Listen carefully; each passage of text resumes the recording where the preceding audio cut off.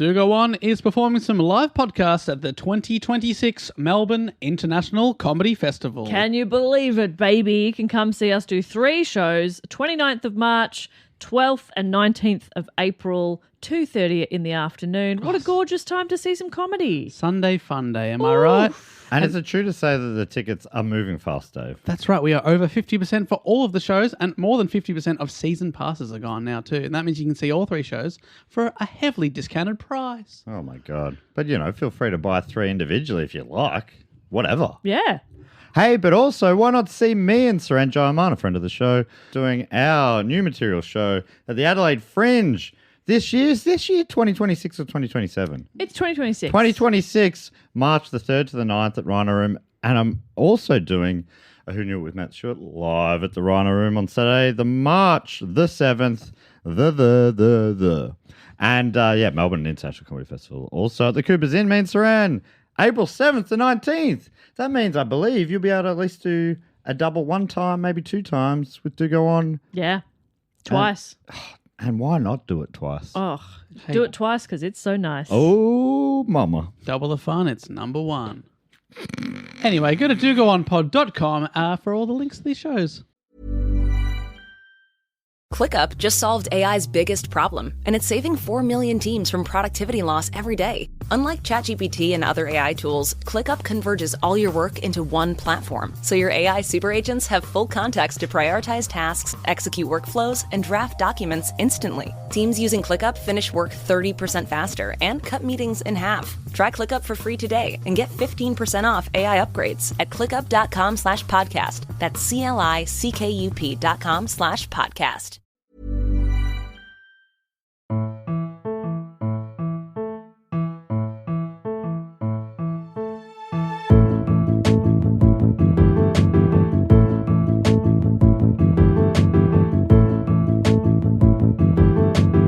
Hello and welcome to another episode of Do Go On. My name is David Warnocky, and as always, I'm here with Jess Perkins and Matt Stewart.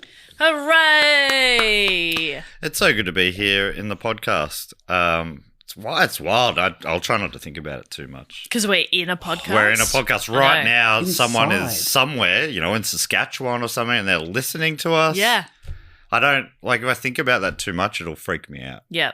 Don't think about it. I'm not going to think about it. Just be in the moment. I'm going to try and be in the moment with my 2 friends.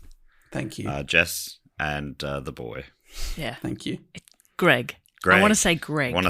Yes. So I will. I think I've got Greg energy. I think so. I said this to you recently that I think you could be a Stephen. Probably not a Steve, but a Stephen. Yeah. Would it be like a Greggy or just a Greg?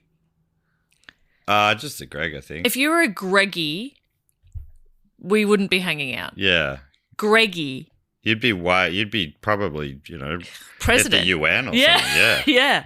You'd be too powerful as a Greggy. Are you kidding me? Yeah. So, yeah. I mean, it's so sweet of you to think that you'd still hang out with us if you're a Greggy. Yeah. I mean, you are zooming in from our nation's capital, and we don't really know what you're there for. We assume political business, but that's right.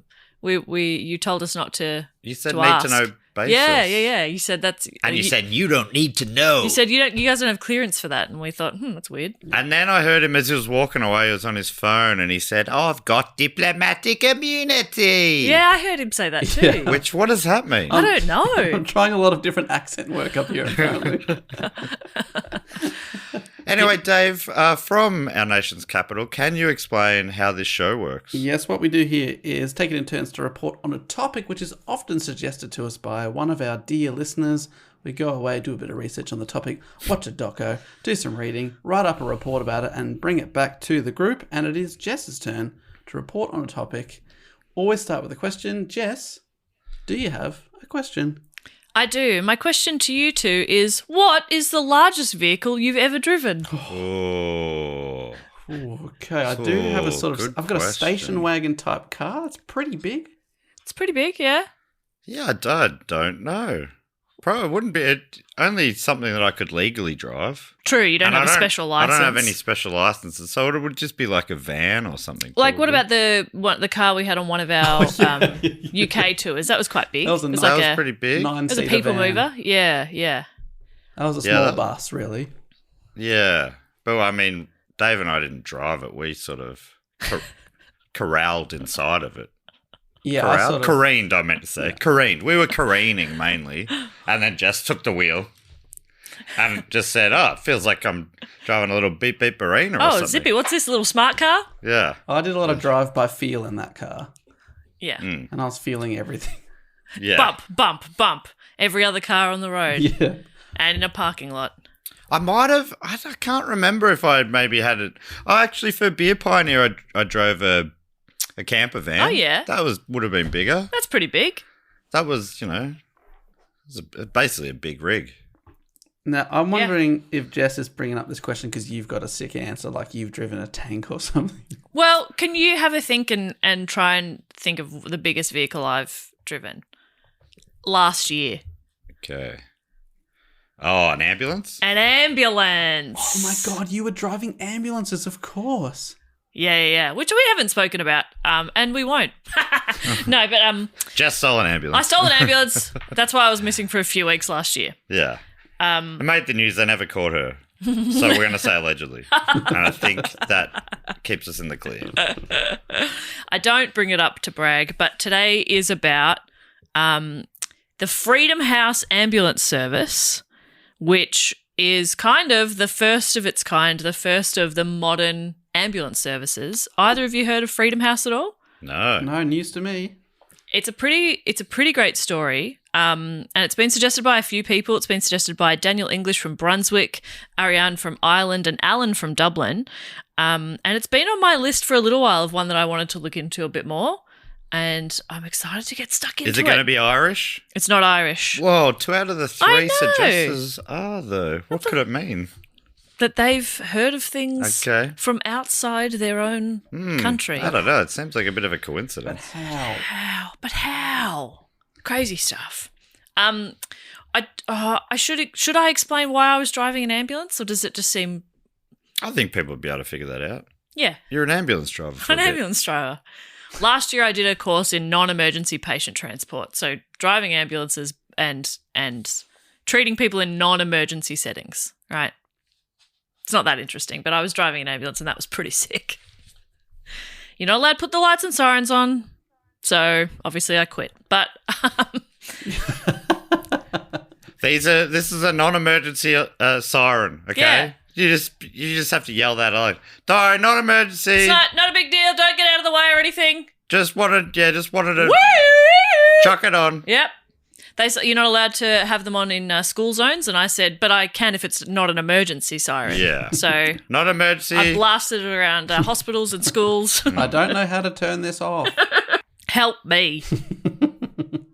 Okay, so Freedom House. So, a little bit of background. So, prior to the mid-1960s, if you had a medical emergency in the United States, your best option for help was the police or a local funeral home, which is bleak, isn't it?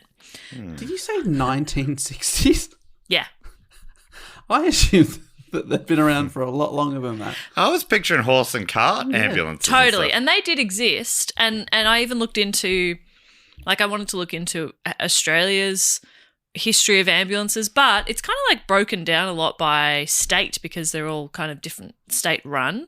But yes, late 1800s, even in Australia and in the US, there were ambulances. They existed, but they were quite basic. So yes, it was horse and cart for a long time. Then it was a car, but they were staffed by and I'll get to it. I'll explain it a bit more, but depended on the state, but like Queensland had wallabies staffing them. Yeah. Victoria had possums. that's right. We don't have as many wallabies. Yeah, down Western south. Australia had dingoes. That's right, That yeah. sort of stuff. Yeah, And black yeah. swans. Quackers. Yeah, quackers. Yeah. Yeah, quackers would get in there and Yeah. CPR, yeah. Yeah. Yeah. So it wasn't so much for medical attention, but it was more like a lift to the hospital. They had ambulances, but they were incredibly bare bones. It was basically just like a stretcher, and that's about it. And even the emergency departments at the hospital looked pretty different as well. From 99% Invisible, which does a great podcast about this as well. They say Richard Clancy Clinchy is the president of the EMS Museum and a trained paramedic, and he says that when he started in emergency care in the late 50s, there wasn't really any infrastructure in place created with emergency medicine in mind. In my early days in EMS, for example, emergency rooms weren't open 24 hours a day. You'd have to go to a hospital and ring a bell, and the security guy would have to come down to the door, open up the emergency room, then you'd have to get a doctor to come into the hospital. Yeah. Sort of like you're staying at a caravan park and you arrive after hours. Yeah, after 5 p.m. Yeah. You got to call an after hours number. Yeah. Darren will come down. They're like, oh, okay, yep. He's in his pidgeys. I was actually just going to bed, but I'll come down. Yeah. No, it's fine. It's all part of the job. Yeah. Most people arrive within the operating hours, but sometimes it's out of our hands. You didn't mention anything in the booking form to suggest you might be an after-hours arrival. But yes. So I had already lit some candles and poured my wife a glass of wine, but that's okay. We were both getting into the bath. Yeah. I won't go into it too much further There than that. were rose petals. We are trying for a baby. In the bath. But don't worry. I'm imagining Darren to be late 60s as well, so this is kind of funny. Yeah. We've not been having a lot of luck. Yeah. Someone suggested a bathtub is a romantic place, so I thought I'll give it a go. Sure thing. Our bathtub is not of an appropriate size for two. It's a big bucket Oh, they're in that we use to wash the dogs. We are having a lot of trouble here, and honestly, it needs all my focus, but that's okay because the Perkins family didn't quite get onto the highway at the right time. So don't worry about me and my seed and my generations to come. This is one here. How many does that lead to? Maybe you've just killed the next Einstein. Well done. Or Hitler. Well, okay. Well done. Well done. See, well done to you. Change of tone there Yeah. hopefully conveys the change of my message. Anyway, you guys are on site 402, so you're going to go down this road. Now that I think about it, there's just a code. I'll give that to you now. 7034. Have a good one. Anyway, back to rogering my wife. Oh, Darren. Anyway, so that's back in the day. Emergency departments, not 24 hours. You'd have to wake up a doctor to come and help you. I wonder how often they had to keep waking up doctors before they decided, you know what, let's just have someone here. This happens every night. This feels like, and like multiple people need help. It's like, I didn't actually realise that medical emergencies can happen at any time, not just sort of within business hours. It's ridiculous. You got shot after midnight. What are you doing? What's going on? when I did go to the hospital, sorry to bring this up again, after I got hit by a car, it was like just after 5 by the time we got to the hospital, and the guy at the like triage desk was like, yeah, it's gotten quite busy at the moment. I'm like, yeah, all the GPs are closed. There's nowhere else to go. First day, mate. Yeah, I was like, I tried, and the GP said, I reckon go to the hospital. I wouldn't have put that together, but I feel like he probably should. He should. He should go. It's like this happens like every day. Every day we get a bit busier after like other services are no longer available. It's the weirdest thing. Anyway, and I remember having the thought of like, am I in the right place? But he was GP's not the closing doctor. at 5 is pretty Oh yeah, wild stuff. wild as well. So. Yeah. It was a Wednesday. Maybe they're open later, different days. Maybe they think nothing happens on a Wednesday. Hump day. Sorry, the way you said that really implied there was going to be more to that. So that's on us for not jumping in there. Sorry. Also, the Zoom on my end paused at the perfect time. It just went hump day, and then he froze for a second, and then I realised, I don't think he is frozen. He didn't freeze. That was the point. Hump day. That was a real life freeze. Yeah. I mean, the implied was, am I right? I know. Yeah. So Hump day. if I could just give a tiny bit of feedback. Yeah. So what you said was hump day, where I think maybe the tone could have been hump day. Okay. Do you it's hear subtle. the difference? It It's is subtle, very but subtle, but that's I think where Dave and You I are- are. I Jess, do would a- have got that. I would have got that, Jess. Okay. I really appreciate you thinking that I have that kind of tonal control. You do. Australian is a tonal language. Oh, sure. Mm-hmm. I was only born with one. It's very sad. That is sad. Yeah. Yeah, I'm sorry. Sorry to bring that up. Your son has monotone. You're crying. That's also him when he's happy, though. I think Tears he's of having a joy. good time. Oh, when he's in the bath The with happy his cry. wife. We're trying for one. Anyway, so emergency services weren't really there to provide treatment at the scene or even necessarily on the way to the hospital. They were just about getting you to the hospital. Throw you into the car park and they're gone. Kind of. It also wasn't clear whose responsibility it was to rush to the scene of the accident. Oftentimes firefighters were the first to respond, and they were expected to deal with health treatment themselves. In other areas, the responsibility for transporting patients often fell, like I said, to local funeral homes because they would maybe have a vehicle big enough. You know, like you'd use like something for the morgue or a mortuary. Yeah. You could bring in others, you know, like delivery trucks. Yep. What about Just the school bus? School bus. What, just like a local dad with the trailer. Oh, Dad with a yeah. trailer. Oh, you go down to Bunnings. Back it Hire in. a trailer. So we're going to hire the trailer. Yeah. You had a ute for a while there yeah. when you were an air conditioning salesman. I could have been on call. Easily. Would have got you fast too. It was a V8. Pooh. I've hardly got any speeding fines since. Just take it off from the lights, I would speed in that thing. Yeah. Just thinking about it. So, yeah. People go, someone said to me I drove them to a gig and they're like, I kind of expected you to be in a different car. This is a very sensible automobile. That's why, you know? They were saying that about the ute? No, about my current car. Yeah. They're like, you don't seem like you'd have a sensible automobile. Thank you. Yeah, they sort of made it sound like they were expecting it to be Yeah, what, a piece of monster shit. truck? Or yeah. like an old, some from the 70s or something. We can't open our doors at the same time. Yeah. Yeah. Yeah. How do you feel about that comment? I don't know. But I'm I like, don't feel good about it on your behalf. And when we're done, I want you to tell me who that was. I'm gonna pretty go beat sure him it up. wasn't a compliment, but I also am like, I would love a car from the 70s. Totally. I'm just unfortunately not super mechanically minded. I know. So Do you know- you'd have to know what you're doing with a car like that. You know what I was looking up the other day? Volkswagen Beetles. Oh, yeah. Dream car. Like old ones. Well, like They're all old ones, Dave. I love the new ones. I know, they don't make them anymore. The new ones are like 20 years ago. No, they stopped in like 2019 or something. Sorry, Jess, I meant to say the Nazi ones. I'd love a Nazi one. It's a very, We very take that out of specific paint context. job. Clip that. Great. Yeah, I was looking at the old ones and I'm like, but they're so expensive. If they're like well looked after, yeah. Oh. Like tens of thousands, whereas you could buy a 2013 one for about $4,000. Oh, right. They're like, you have it.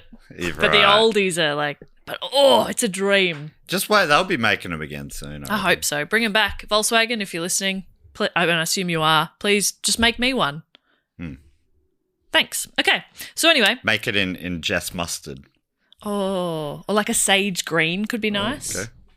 I don't really wear mustard that much anymore, but I love that you still associate that colour with me. I've made it through about 3 sentences. Let me I'll shut the fuck up. No, just let's I'm I'll just shut giving the- some background. No, it's fine. I'll shut the fuck No. up. That's okay. I don't mind. I'll shut the fuck up. We've what I like is now all new listeners giving us a try, they've gone. Mm-hmm. We've annoyed them all away, and the people who are still with us now get to hear the story. That's right. The ones who persevere, who Yeah. deserve it, they earn the That's their story. gift. So, one of the original Freedom House ambulance guys. Try that Okay, again. So I'm going to try that again. No, I'm going to try that again. I'm going to try it again. This is what you get for sticking around. A man named John Moon is interviewed a lot, and we'll hear about one of the originals, but it says John Moon, this is from an article, John Moon can still remember what the emergency services provided by the police were like in Pittsburgh in the 1960s. The public was faced with swoop and scoop, which meant you'd call the police and they'd pick you up, throw you in the back of a paddy wagon and rush you off to hospital. They could do little more than offer patients basic first aid, a canvas stretcher, a half-empty oxygen tank and a pillow, which often only served to choke off your airway. Sounds a bit full on. Why'd they put it on your face? Yeah, it's not where that goes. Why specifically half full? Tank of oxygen. Maybe it's just kind of, maybe the writer is sort of just trying to say that like they're not very well, they're not well equipped. Okay, well, I just think they need to use their words a little more and it's interesting, you said half full, but I had read half empty. I think that really does say something, doesn't it? Isn't that so interesting? That's really interesting. And so, like, I would never have expected you to have such a positive attitude. Well, or such a sensible car. You're only just starting to get to know me, Jess. And thanks for finally letting me in. The real me is, sensible and positive. That's right. That's right. I wish you'd bring more of that to the podcast. Okay. And on top of that, says Moon, both officers got up front. So basically the patient was left to fend for themselves in the back of the police van. If you stopped breathing in the back seat, there was no one there to assist you. So it was very different to modern ambulances and modern paramedics. But very similar to modern police wagons. Yeah, chuck them in the back. Chuck them in the back. Hope they make it. Yeah, and if they stop breathing. Well, that's on them. But if Pittsburgh's services were typical of the country at the time, the emergency care provided in the largely black Hill District was even worse. Pittsburgh's mostly white police force was often slow to respond to emergencies in the Hill, while many black residents were reluctant to even call the police to begin with. Is this a racist thing? They're saying they're slow because they're white? There's some great white athletes. Name one. Oh, well, the question without notice. Quick ones. Matt Shervington. Uh-huh. It's the only one we could all think of. I was thinking Thorpe. Thorpe. Oh. Fast on water. Okay. Oh, Well, in water. On water. He is Jesus in the pool and on the pool. And on is the pool. this an amphibious ambulance? It's a submarine ambulance. Oh my God. That's not true. That's a fun twist. That would be fun. But I would never talk about that because that's ridiculous. So no one wanted to get in the exact same police van the cops had threatened to throw them in yesterday. So there was it's the 50s and 60s in the US. Racial tensions are high, and the white police are not real. They're dilly-dallying on their way to calls to black neighborhoods. So it's not just that the police aren't adequately trained in emergency medical care, but they are the wrong people for the job in terms of their relationship with the community. From 99% Invisible again. In 1966, the federal government published a paper that reported as many as 50,000 deaths a year could be attributed to pre-hospital care. According to the paper, not only were ambulance crews providing poor care in the streets, but also in the sheets. The paper didn't say that. I just want to be clear. That would have been good for the paper. That would have been pretty funny. Just wondering how many Einsteins could have been in that 50,000, but also how many Hitlers. Exactly right. They were providing poor care, but too often there wasn't a hospital within driving distance capable of handling a critical patient. The fatality rate for people suffering from gunshot wounds in the US was even worse than those in the Vietnam War. Just can I ask, as a critical patient, so I was like, oh, really? In this van? You're going to wear those scrubs? I bet that thing's only half full. Half empty, more like. So, okay. So you were more likely to die from a gunshot wound in the US than in Vietnam during the war. Right. That's not a good stat. No, and I think I saw a different stat, but it was like, yeah, you had a better chance of surviving the Vietnam War than a car accident.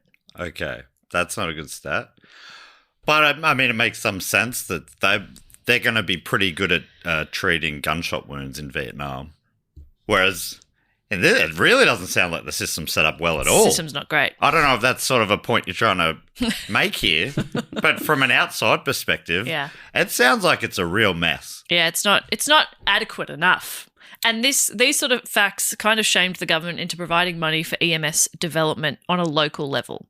So a guy called Phil Hallen, who was a former ambulance driver and came to Pittsburgh in the early 60s, where he was heading up the civil rights organisation called the Maurice Folk Medical Fund. The organisation focused on health disparities due to institutional racism, and he immediately focused his attention on Pittsburgh's pitiful emergency services. Is that where Pittsburgh gets its name? Pitiful. Yeah. Yes. Also, M. Folk It's the MFMF. That's pretty cool. If you think about it that way. If you think about it that way. What was his name? Maurice Folk? Yes. Maurice Folk Medical Foundation. Medical Fund, yeah. MFMF. This motherfucker sounds awesome. All right, bit of fun. Now, let's keep it going. Happy to go on. Alternative title. Yeah. Should we change? Keep it going. Let's keep it Keep it going. Let's keep it going. Hey, guys. Let's keep it going. I'm sorry, everybody. So it was clear to Helen that there was a lack of proper training and resources for medical emergencies, and that this was effectively a public health crisis that was disproportionately affecting black neighbourhoods. He'd heard of a black-operated jobs training program based in the Hill District called Freedom House, and knew of their program that was like a mobile grocery store, which used a truck to bring fresh produce to struggling communities, and he thought maybe something similar could be done to provide medical transportation. From Wikipedia, which is a really great website kind of all about ambulances. Oh, specifically. okay. Yeah, pretty cool. The severity of the situation in Pittsburgh was brought home when the former governor of Pennsylvania and former mayor of Pittsburgh, David L. Lawrence, suffered a heart attack and was transported to a local hospital by police. Lawrence had no brain activity when he arrived at the hospital and died after being removed from life support, a death that could have been avoidable with adequate pre-hospital care, in the view of the physician who treated him, Dr. Peter Saffer. Well, it sounds like it was more Peter. Safe is a good name for it. I know, but unsafe at this time. Yeah. But so it needed to be an important white guy for things to change. Is that what you're saying? Yeah. Yeah. And Saffer. Grim. Yeah. And Saffer ends up reaching out to Phil Hallen when he heard that Hallen is working to improve ambulance services in Pittsburgh. So a quick side note here to give some backstory on Peter Saffer, because he's pretty impressive. He was born in Vienna in 1924 to a Jewish family, and both of his parents were doctors. Both were fired under the Nuremberg laws, which were a set of anti-Semitic and racist laws brought in by the Nazi Party. Sounds like he's still a Nepo baby either way. I think it's important to point that out. Yeah. I don't care what he achieved. Yep. I just think it's important to point out that he had a head start when both of his parents were doctors. I missed the next bit. Nuremberg what? Yeah, it's fine. But it is important to acknowledge that, like, how would you even think of being a doctor if you didn't have doctor parents? That's right. I didn't even know doctors existed. That's right. Well, they open doors as well. Doctors open doors? Well, a lot of hospitals now have automatic doors, but back then there would be a doctor there. To open the door? If you knew a doctor. Ooh. Especially if one of your parents was. No, they know the ins and outs. It's like me. I could have been a teacher easy because both my parents are teachers. Yeah. I could have been a salesman. I was nearly an Epo baby. Yeah. Because you thought about doing a dip ed and your dad said, well, don't get into teaching as a fucking Teaching's not a backup plan, mate. That's good advice. Yeah. That's offensive to my art. Anyway, so Saffer ultimately, he escaped the Holocaust and graduated from the University of Vienna in 1948. He moved to Hartford, Connecticut for surgical training at Yale, and he then completed training in anesthesiology at the University of Pennsylvania in 1952. Most importantly, he is credited with pioneering CPR. He is considered like the father of CPR, and he redefined important steps like the head tilt and the chin lift maneuver to open the airways of an unconscious victim, as well as mouth-to-mouth breathing. He's responsible for mouth-to-mouth. Bloody hell. Yeah. Absolutely huge. Hi, Dad, I'm CPR. That is important. Again, now it did seem like so that was bit of feedback on that one, Dave. So the tone there. I think you stopped because Matt was talking and you were trying to be polite, but to us you just sort of went, that is important. Oh no, I was trying to do a joke, but yeah, there was a bit of lag there, I'm afraid, that really ruined it. You said that he was responsible for mouth to mouth. Obviously it's important, but it sounds also really creepy out of context. If you don't know what mouth to mouth is. Or just, this guy's responsible for mouth to mouth.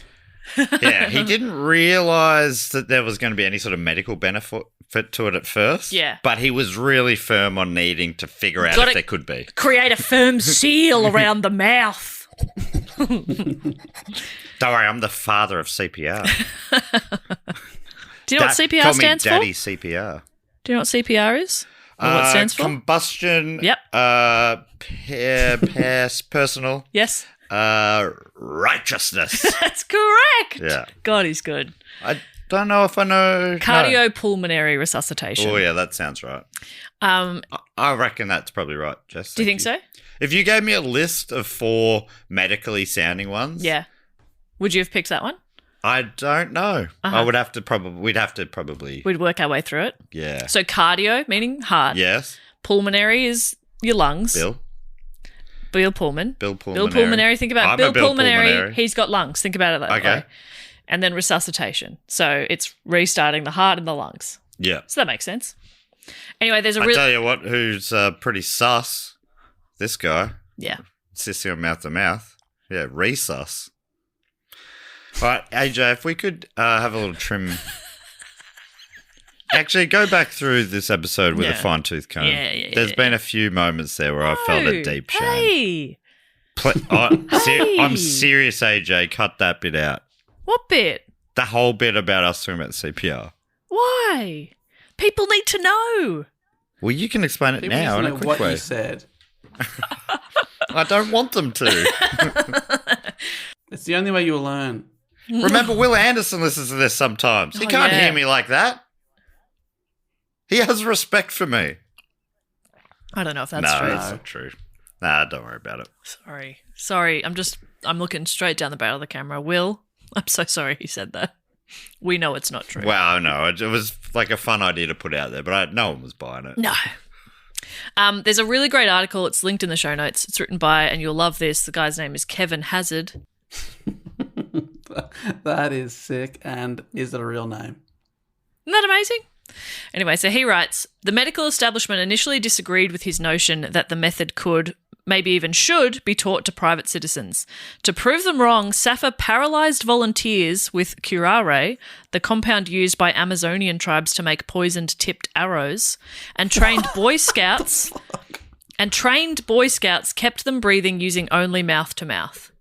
So he used a poison that shuts down your lungs and all the muscles required to breathe.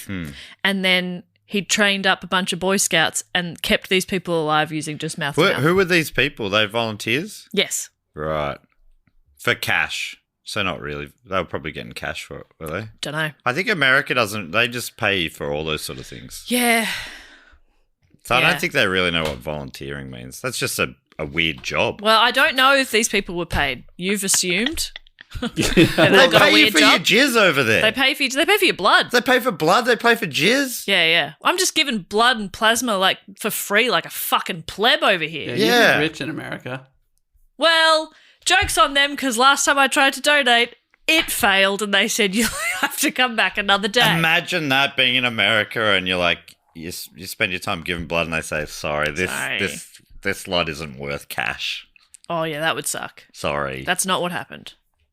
No, they just couldn't get anything out of me. Yeah, same with me at the Jizz hospital.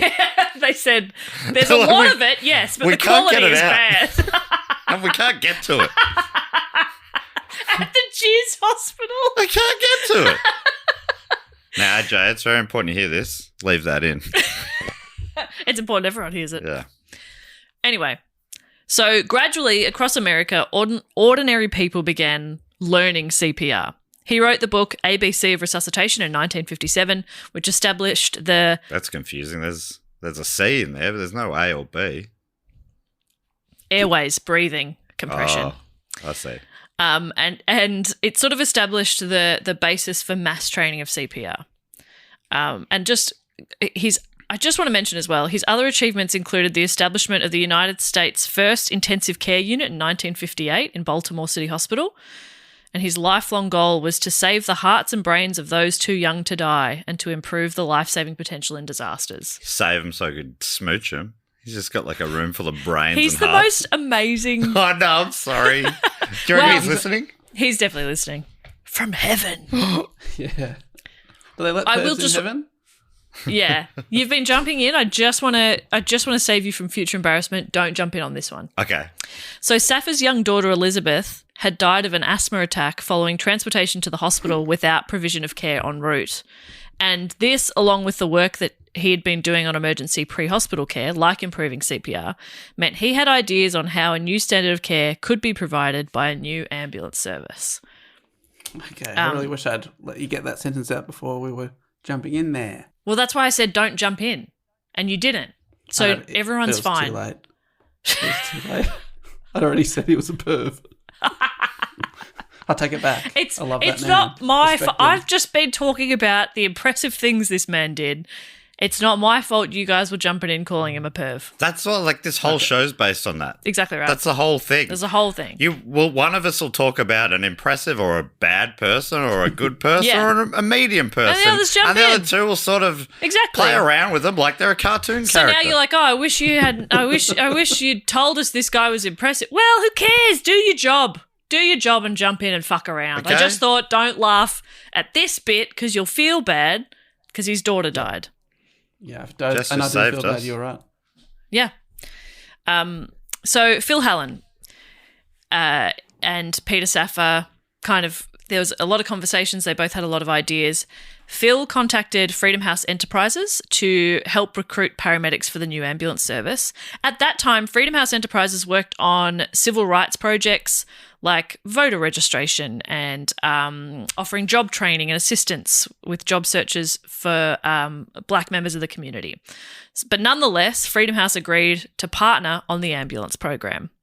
So, in 1967, the first group of recruits consisted of 25 men from the Hill District, a low-income, predominantly black neighbourhood. At the time, local media referred to residents of the neighbourhood as the unemployables. Several of the men had suffered long-term unemployment for a range of reasons. Half of the recruits had not graduated from high school, some of them had criminal records, and others were Vietnam vets. Kevin Hazard writes, after undergoing a battery of tests, including psychological evaluations and interviews with various medical professionals, the recruits embarked on Saffer's 32-week paramedic course, the first of its kind in the world. They learned about anatomy, physiology, CPR, advanced first aid, nursing, and even defensive driving, a must when piloting an ambulance.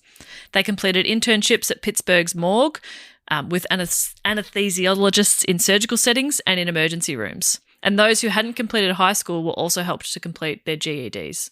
So this is like a huge undertaking and a really big opportunity for these people who have, not been employed or have really struggled with employment for a really long time.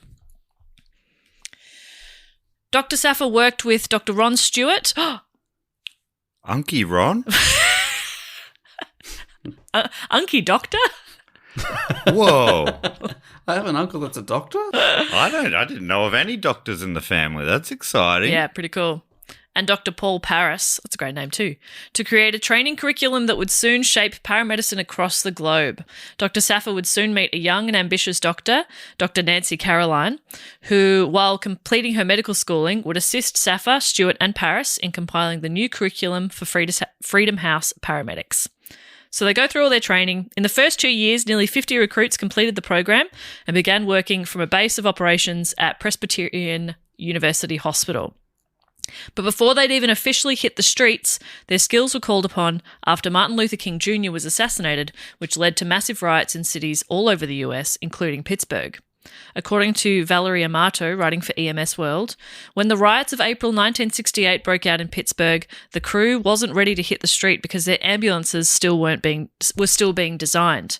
However, with resources lacking and the Freedom House members having the most emergency medical training, the city assigned them to ride with police, 2 per paddy wagon, equipped by a Presbyterian to provide care to people injured during the riots. So they're already, and they've just finished their training. They're not even officially out there. They're already the most highly qualified people in that setting, which is wild. So once their 2 ambulances were ready, they hit the streets. And so again, ambulances existed, but they were pretty bare bones, just like a van. Whereas they have 2, but they're properly equipped with actual medical equipment, oxygen tanks that have oxygen in it. Full. Well, mostly. They must have seemed just like hospitals on wheels almost. Which is nowadays kind of what an ambulance is. Mm. It's crazy. And it's still they've obviously come a really long way. I mean, to be a paramedic in Australia, you need a 3-year degree. They're even more highly skilled now, but this was already a big jump. So Freedom House Ambulance Service responded to almost 5,800 calls in their first year and transported more than 4,600 patients, primarily in African American neighbourhoods in Pittsburgh. Dr. Saffa collected data about the patients and concluded that 200 lives were saved in the first year. Because remember, not every patient that goes in an ambulance dies. No. That's an important thing to remember. If you're ever in an ambulance, does not mean you're going to die. And also, not everyone is going to die. Yeah, like you. But also, not everyone's going to survive. True. So, these numbers are meaningless. No, but what, 5,800, Dave? What's that daily? For new listeners, Dave's a human computer.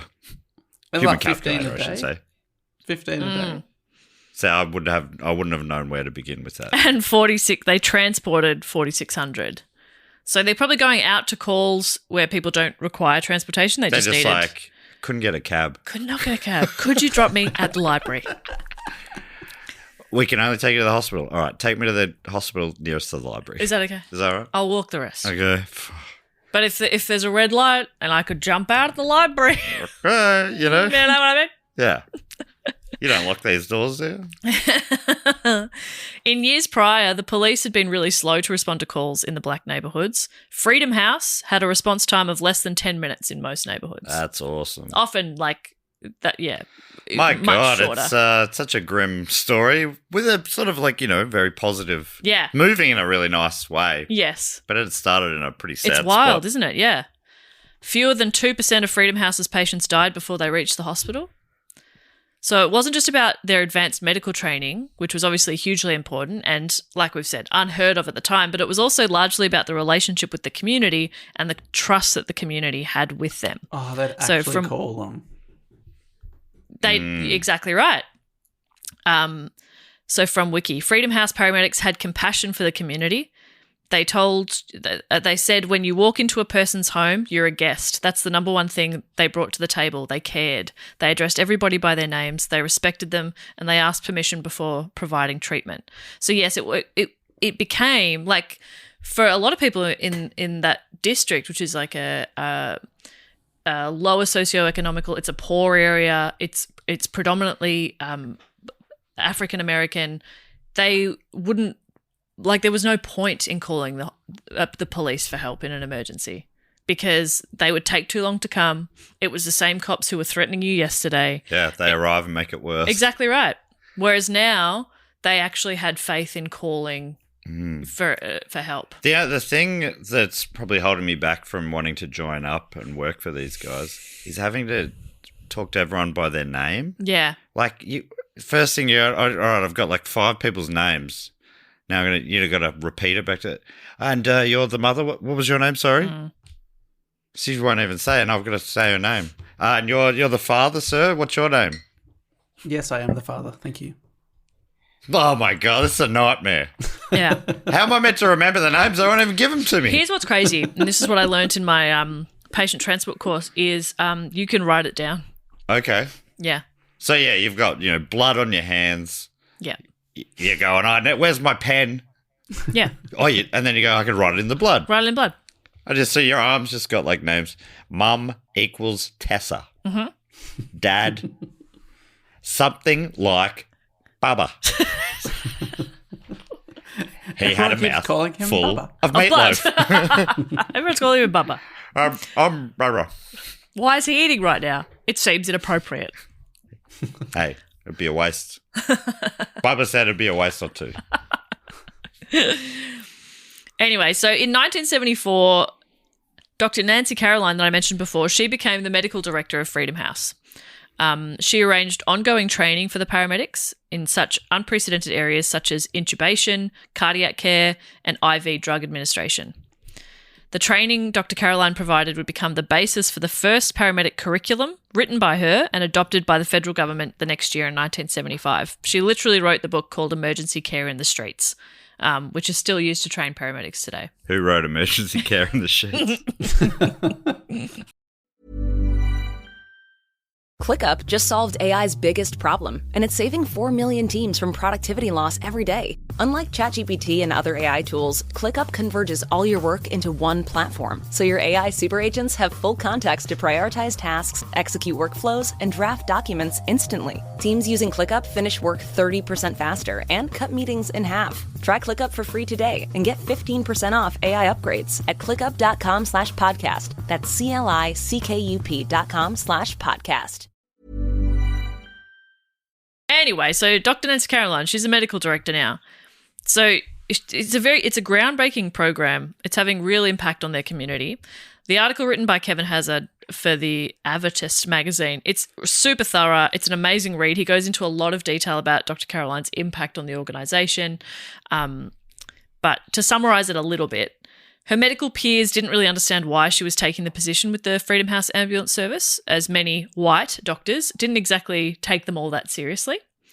A quote from Kevin: "When the operations manager announced her hiring, the men were incredulous." This is the staff, the ambulance, the paramedics. "That a white woman, would be in charge didn't make sense or seem fair. What could she teach them? They wondered if she could possibly understand the racism and condescension that stood in Freedom House's way."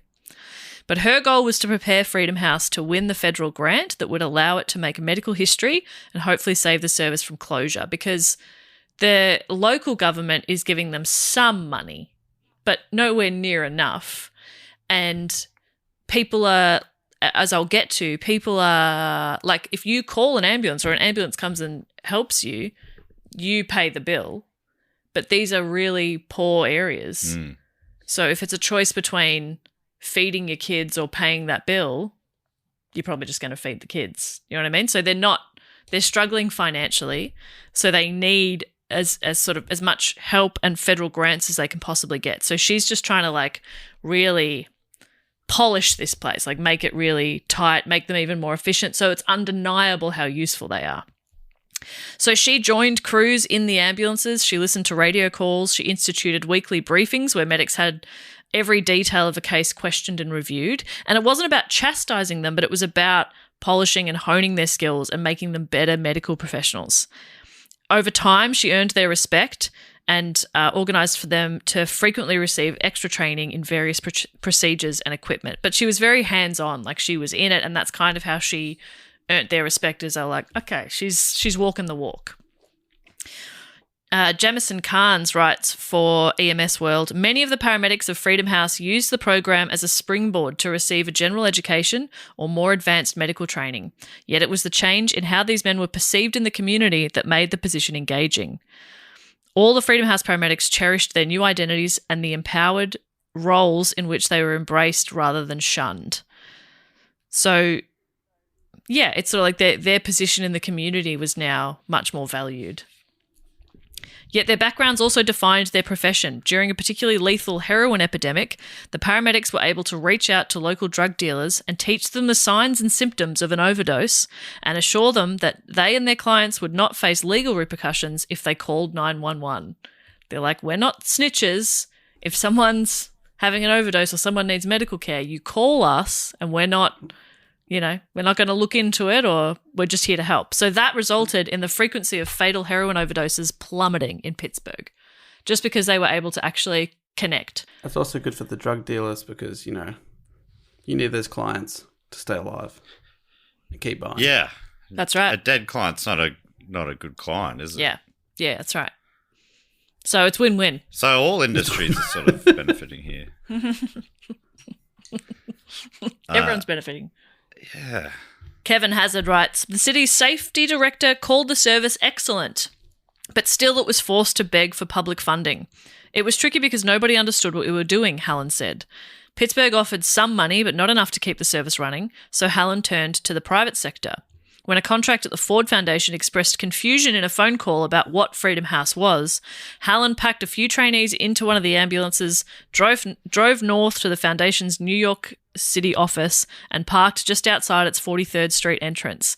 All day, people climbed in and out of the ambulance and looked around. The trainees gave a CPR lesson. The road trip proved worthwhile. Freedom House got the money Hallen wanted." And about 10,000 people died in Pittsburgh that day because there was one ambulance less than normal.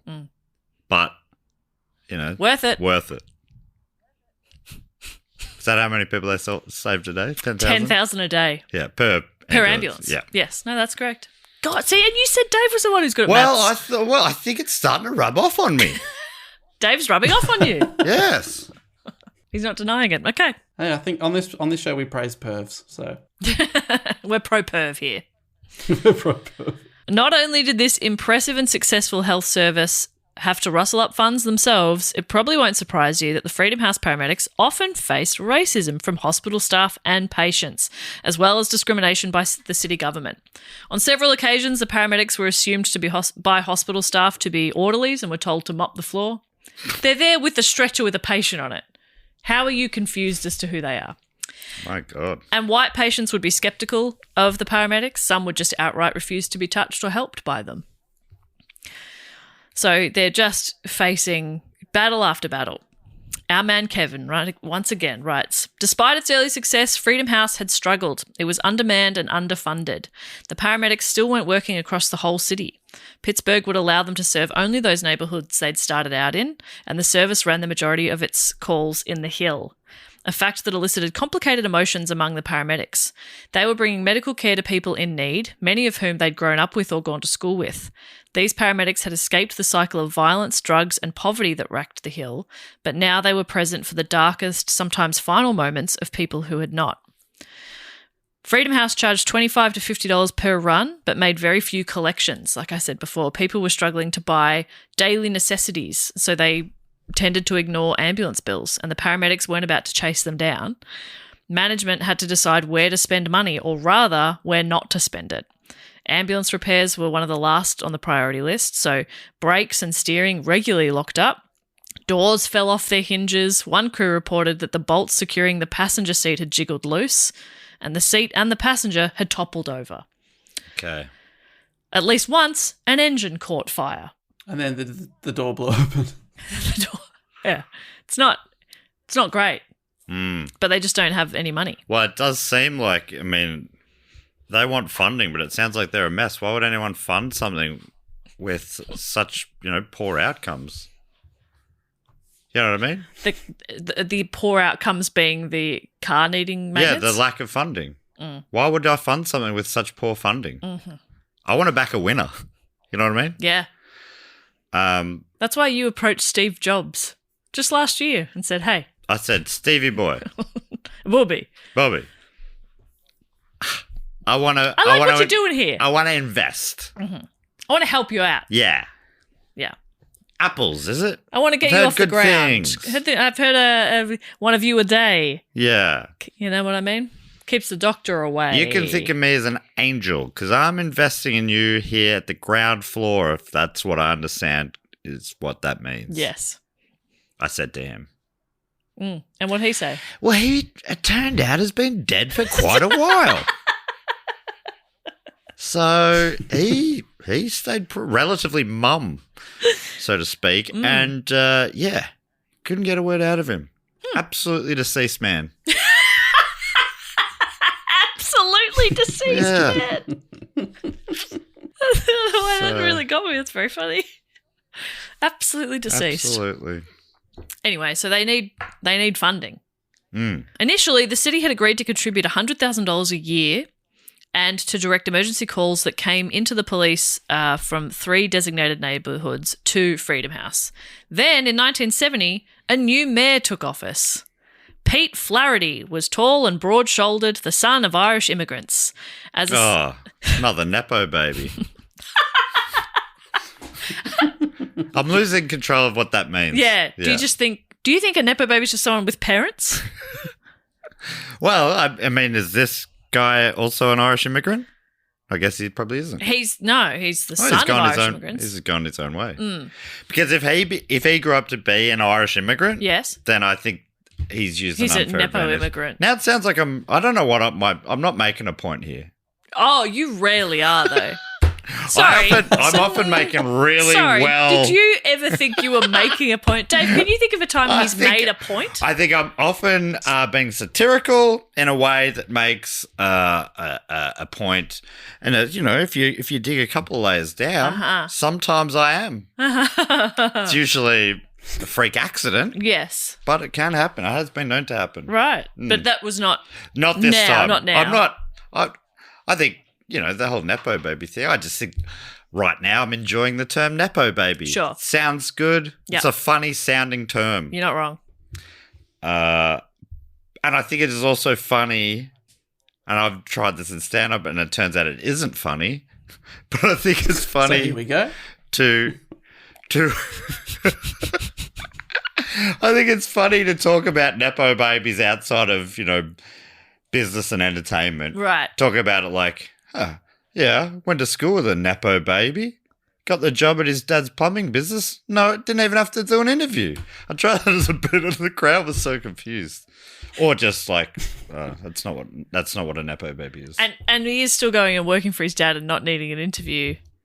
Because he got the job. His dad's a plumber. He got a job at his dad's company. Yeah. The company's called Smith & Son.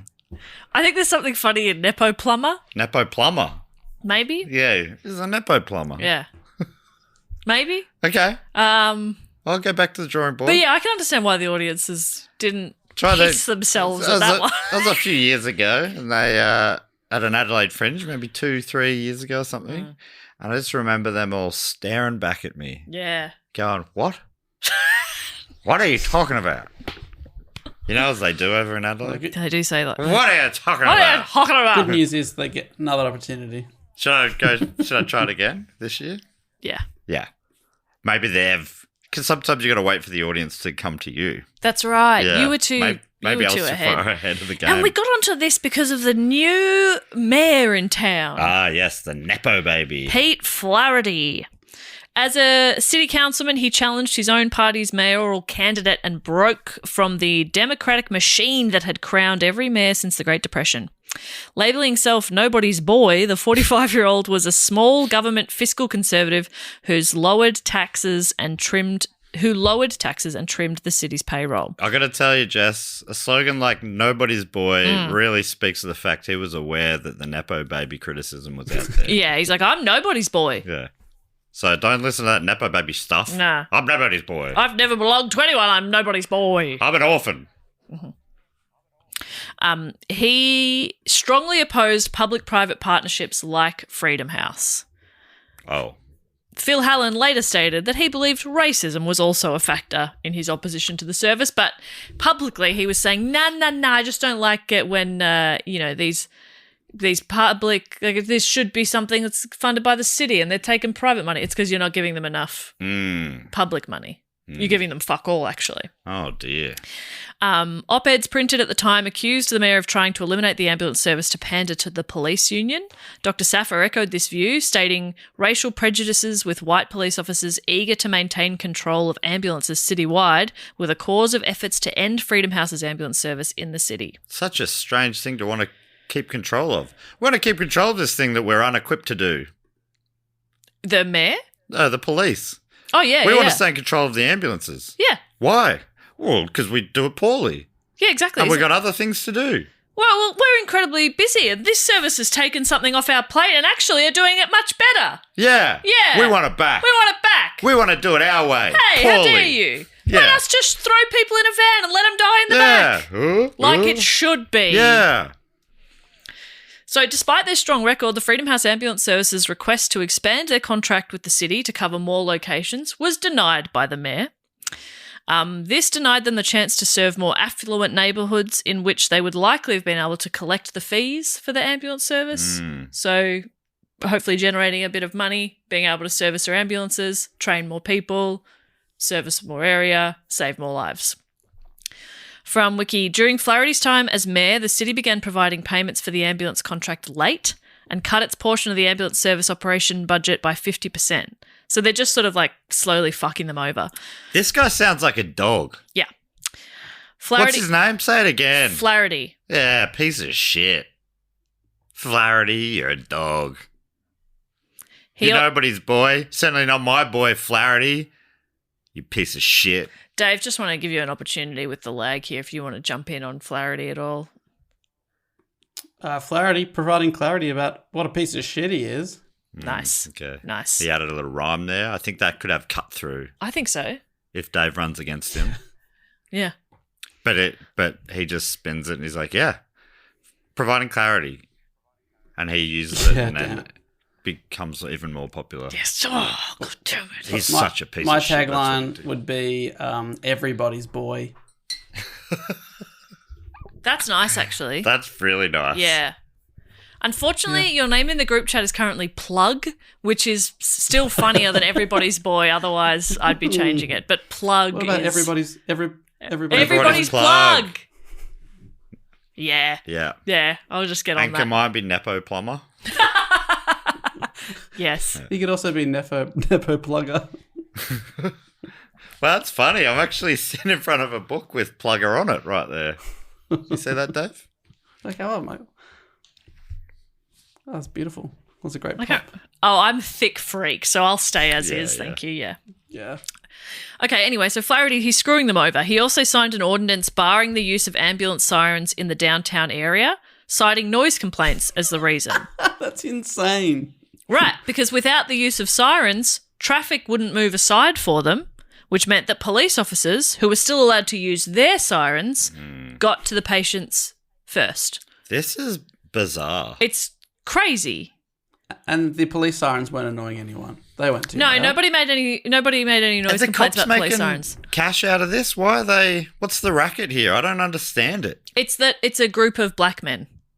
That's it. It's just... It's not even like... It's not even that they're just being dodgy with cash. It's just pure racism. Well, yeah, like you made the point before of these guys have come in and are doing a portion of the police job better and safer. Seems like real win-win stuff. Correct, but it's a group of black men, so that's unacceptable. Like, maybe I don't know if they're being paid like the ambulance service is being, has a bill for it. I'm not 100% sure. So maybe there's a financial reason as well. I don't think they will be getting paid because they keep delivering corpses to hospital. And a corpse can't pay a bill. Nah, rarely. Well, they could jingle some coins out of their pocket. Yeah, go through their Hang pockets, them obviously. upside down. And Yeah. maybe that's it. The cops are like, Now we can't shake down the we corpses. can't shake down any corpses anymore. Because the people keep living. Ah, Because they're getting adequate care. you can't shake down a living corpse. Oh, okay. Which is what we call just alive humans. Yeah, great. They've They're just restarted that guy's heart. Now I can't shake down his pockets. Great. A person's just a corpse that hasn't died yet, as far as I'm concerned. And when we're around, it's normally not too far away. Just around a couple of tight corners. There were also, there were rumours that started circulating around about the Freedom House paramedics, that they were running craps games in the back of the ambulances, they were selling drugs, that $25,000 had gone missing from Freedom House's budget, which a couple of them were like, $25,000 was like $1 million to us. Like, they had so little money for equipment, for repairs. They're like, I think you'd notice if $25,000 went missing. So they're Playing craps at the back. Yeah. It's so funny. It's absurd. So despite the lack of support from the mayor and the city officials, no one could deny the impact the Freedom House was having on the medical community. Other cities saw the success of Freedom House's model and they copied it. Cities like Miami, LA, Jacksonville, Florida. But it wasn't enough that they were inspiring others. I read, and I didn't include it because the article by Kevin Hazard is so good. It's a long, really detailed piece, lots of interviews, and he talks a lot about Dr. Caroline and sort of the impact she had. But one thing that, and I was like reading it, I'm like, oh, that's got to go in, that's got to go in. I was like, I have to call it somewhere. But I did see that there was for want of a better word, a conference, a medical conference in town, and she set up a demonstration of the ambulances and what they do on scene. And so they rehearsed and they practiced and they did it, and they'd cleared, let's say they simulated a car accident and there was a number of actors or people being victims, and all of these medical professionals are watching. Did they poison them with South American darts? They did indeed, yes, and they said, look how we can keep them breathing. But they did a demonstration of what they do on the scene and all the actual it's not just picking these people up off the floor and chucking them in the car, it's actually treating them and caring for them, and everybody watching was stunned and so impressed, and so it started to by the performances. They said that was so convincing. I believed you. I believed you were in an accident. I believed you were hurt. Are you okay? Oh, my God. You have a long career ahead of you. You're fantastic. Wonderful performance. The reviews in the New York Times were rave. Absolutely stunning. It was a smash. A car smash. It was on Broadway by the next week. So they're really they're inspiring others, and in the medical community, they're absolutely seeing the worth of these paramedics, but the city was just not supporting them. Did they use white actors? Because that could have made them care more. Yeah. No, the doctors still care. The doctors. The city didn't. Because you did say some of the doctors and hospitals were also a bit racist about it. Oh yeah. I mean, yeah. Of course. Oh, of course. Yeah. Sorry. Yeah, of course. It's crazy. Racism existed then. I think it's gone now. It was solved. Yeah, we solved it. It is so good living in utopia. So it's definitely better. I think it's definitely better than that, though, right? Oh, yeah, we're just more subtle about it now. Oh, okay. You know, it's microaggressions now. That's the hot new thing in racism. You know, generally speaking, I prefer to keep the aggressions micro, you know? Sure. Hardly noticed. It was just a microaggression. Yeah. Yeah. And it was just one, I assume. That's the thing about microaggressions. It's just one. You might come across one every now and then. Yeah. It's not that it slowly chips away at you. Or, yeah. Exactly right. You experience one in your life and you go, huh. No, that was... You know, it could have been worse, you used say. to be macroaggressions. And then you go about your perfect life. Yeah. So that's good. So in 1974, the mayor announced a plan to institute a citywide emergency care system complete with state-of-the-art ambulances staffed by paramedics. And rather than absorb the groundbreaking company of black paramedics, he proposed training police officers. He's like, don't worry about the paramedics we already have that are already highly trained, best in the world. Man, we're just going to train up the cops we have, the white cops. I mean, these cops are desperate to do any other job than be a cop, right? Yeah. They just want to get out of it. Yeah. So facing some resistance and people protesting a little bit, he graciously agreed to allow the funding of Freedom House until the end of 1975, at which time he announced the creation of a citywide ambulance service to be staffed by non-police paramedics. So at first he was like, no, guys, we're just training up the police. And then once he'd properly closed down Freedom House, he said, fantastic, now we're going to make paramedics. Oh. Isn't that fucked? What is going on? It's wild. So the Freedom House ambulance service closed in October of 1975. The new city ambulance service initially hired all white staff.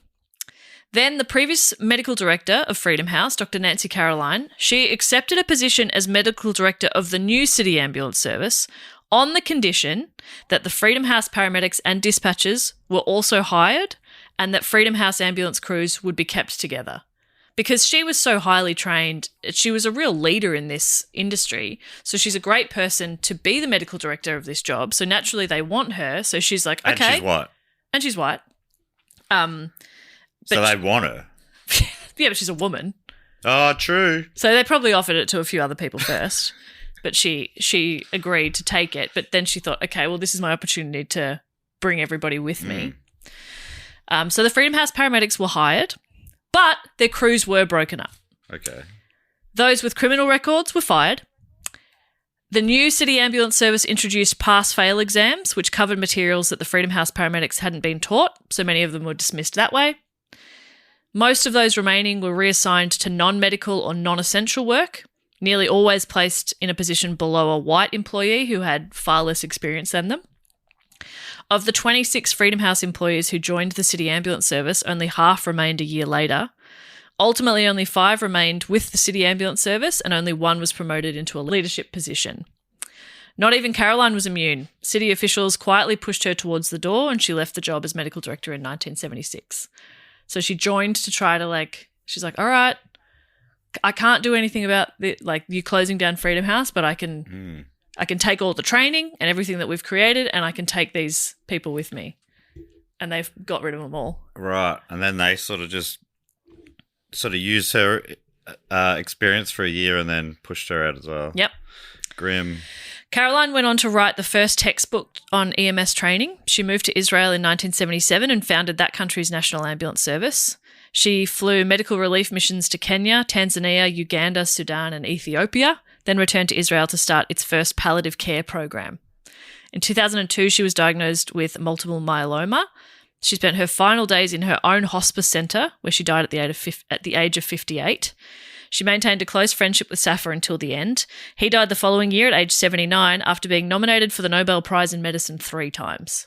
Whoa. So just that's a pretty obviously bleak. I'm talking about the end of their lives, but both of them went on to do lots of very impressive things in the medical field, and Nobel Prize 3 times. So the story of the Freedom House Ambulance Service was almost forgotten to history, and in fact it still isn't as known as it should be. A couple of documentaries have been made about it only in the last few years. One came out in January of 2023. The Pittsburgh local television station WQED released a documentary called Freedom House Ambulance: The First Responders. Several of the paramedics are interviewed, which is really cool. And Heroes on Call is another one that only came out in Feb of last year on a local streamer. I watched The First Responders on YouTube. I thought it was very interesting, the number of comments on YouTube that said they'd only heard about Freedom House because of an episode of the TV show The Pit. Ah, right. Which the first season came out last year. There's a patient named Willie. He's an 81-year-old man with dementia.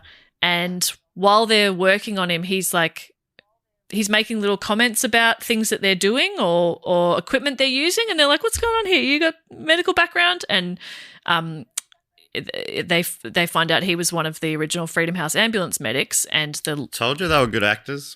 Great actors. See, they're still getting work. Still getting work all these years later. All these years later. And then Dr. Robbie, Noah Wiley's character, explains to some of the younger interns what Freedom House was and that they were the first paramedics in the country. And so a lot of people have really only heard about them as a brief mention in The Pit, which is so interesting and wild, but at least their story's finally getting told, I guess. So it's not really the happiest story, obviously, but it's also really impressive that the first sort of modern paramedics were a group of black men from a very poor area who were given an opportunity by Jewish doctors, trained them up, and then they've just been really overlooked by history. And I just think it's a very cool, but obviously not the happiest ending, but a very cool story about an advancement to, I don't know, medical treatment and emergency care. It's very cool. Or not.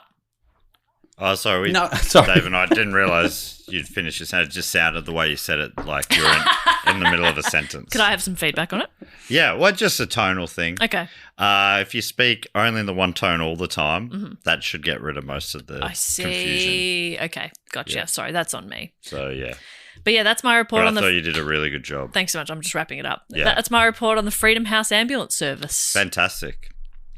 Really good stuff. Like you said, Jess, it's super impressive. And I think we were all hoping for the happy ending, but it's really, really good. Yeah, amazing that they pioneered all that stuff. And that fucking prick, Flannery. Flaherty. I'm not committing his name to memory. Yeah, who cares? Fuck him. Don't worry about him. But remember Freedom House. And yeah, there's several, all the resources I used to write this are linked in the show notes, but a couple of them are really, really in-depth, really great articles. I'd recommend going and reading it because the paramedics are interviewed about sort of their experiences, and it's really, like, it's fascinating. And just the layers to it, like the sense of purpose they felt from being given the opportunity to do something so impactful with their lives. It's really cool. It's amazing. Well, we've said goodbye to Dave, mainly because his internet connection was so poor. But we say hello to everyone's favourite section of the show, the Patreon section, where we thank some of our great Patreon supporters who've been supporting us and really keeping the show alive. Oh, yeah. This show doesn't exist without them. And if you want to be one of them, you can go to patreon.com/dogoonpod. Is that right? Yep. What I just said? Man, I'm on autopilot. And that's okay.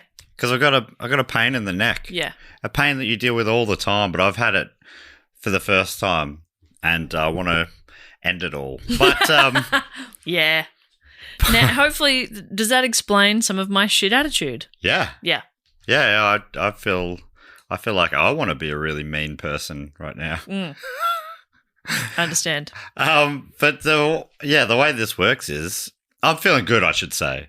I was just playing it up. I don't want the listeners to feel like I'm not having a great time. You don't want them to know that you're a human being who experiences pain just like them? I don't want them to know that. Okay, no. yeah, great. Well, we'll edit that out. Okay, thank you. This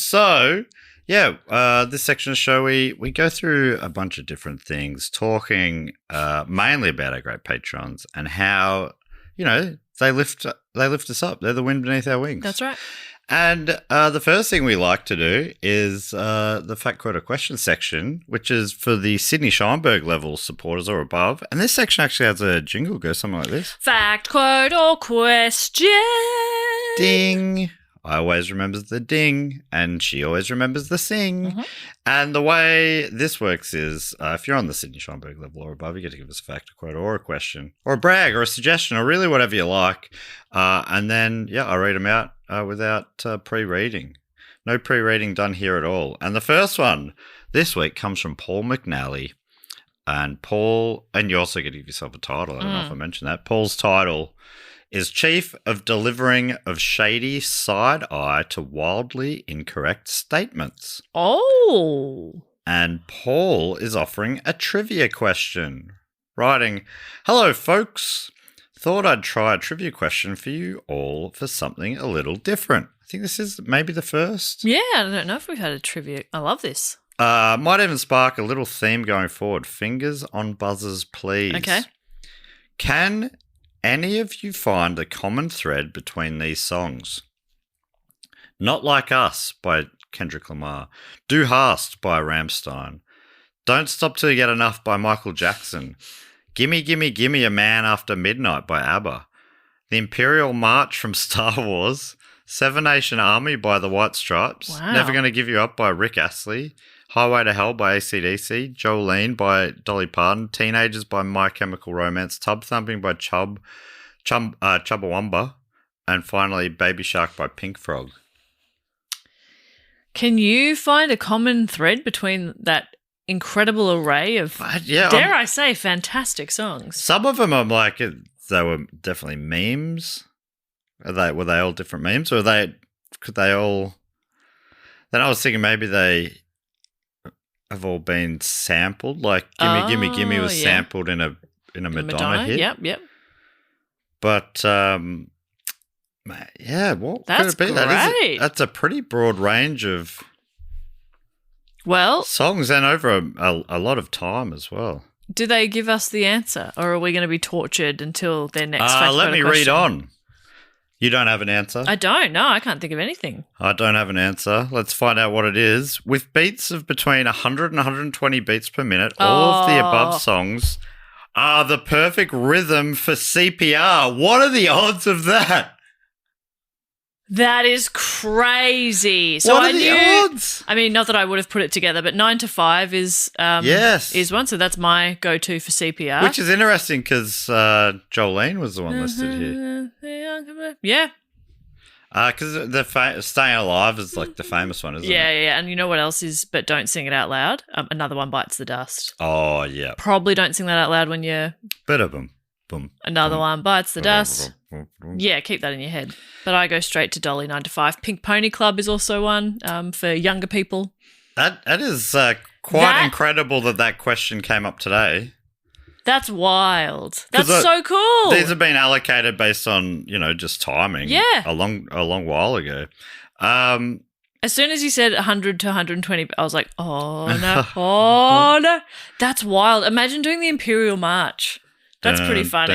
Is that one? Yeah. Dun. Don't, yeah.